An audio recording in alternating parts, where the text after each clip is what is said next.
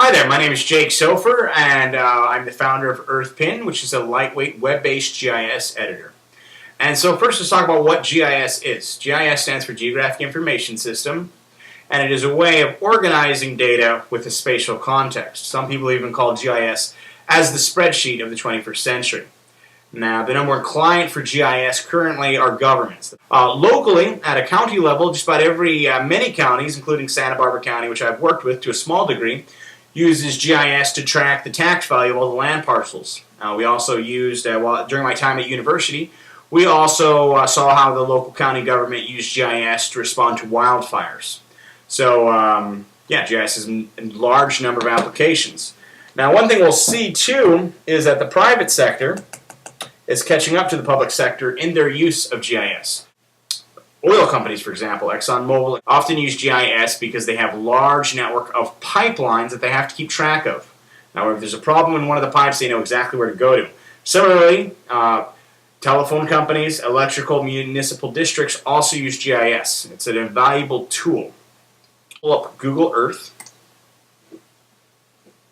We'll talk a little bit about Los Molinos, my hometown. Now, Los Molinos is the name for the town that's within another political district called an ejido. An ejido is a farming community. And right here is a plateau. And here's the highway again. So that is our town. Let's go in and we'll outline some private property tracts in the town. So right there we can see, if I were to take the time to edit out all the land, I would instantly know where the private land was, where the ejido land was, and where the issues that more legal research needed to be taken to find out what needs to be done there. So this is the application of GIS software. And this is, Google Earth is a basic desktop-based application.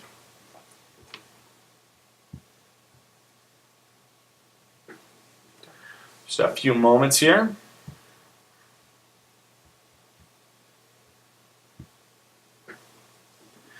Now let's talk about some of the issues with current GIS software.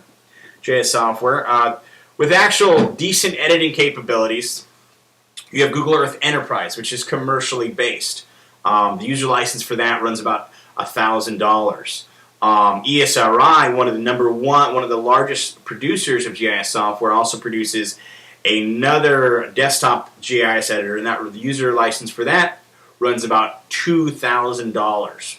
So the issue with commercial GIS software currently is that A, you have very expensive user licenses. Secondly, the software is often not easy to use. The issue being that it could take weeks, even months, to learn a complicated program like ESRI ArcMap.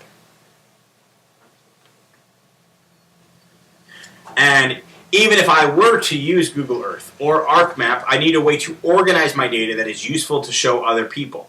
So in response to that, my solution is EarthPin, and I'll go ahead and demonstrate that now.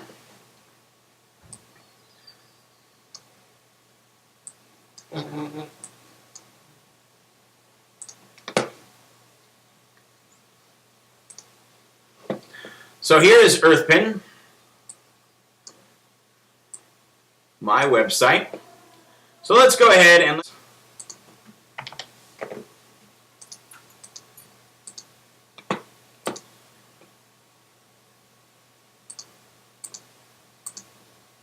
as you can see, I can draw lines, I can draw polygons,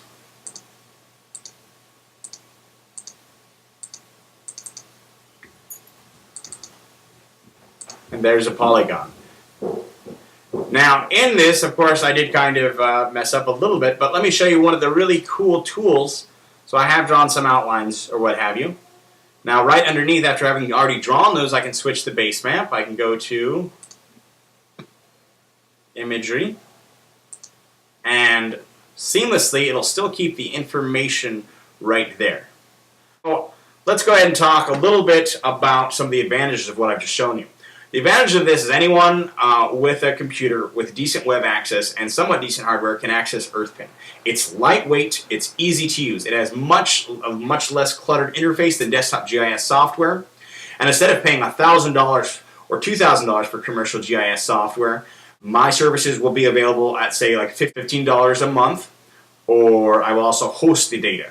So as you can see, there's a number of advantages to using EarthPin. A small place like Hidozara would not invest $1,000, $2,000 in GIS commercial software and then spend months or weeks of valuable time learning how to use this software, but they might sign up for 2 months to use something which is only a total cost of $30 to be able to go ahead and organize the spatial data. Now, after they've organized the spatial data, they can download it, of course, but they might also pay, then again, a small fee per month to host that data in case they need to show other people or other government entities the spatial data that they have accumulated and recorded. So there you go. That is what I'm pitching. I'm pitching a lightweight web-based application for GIS editing called EarthPin.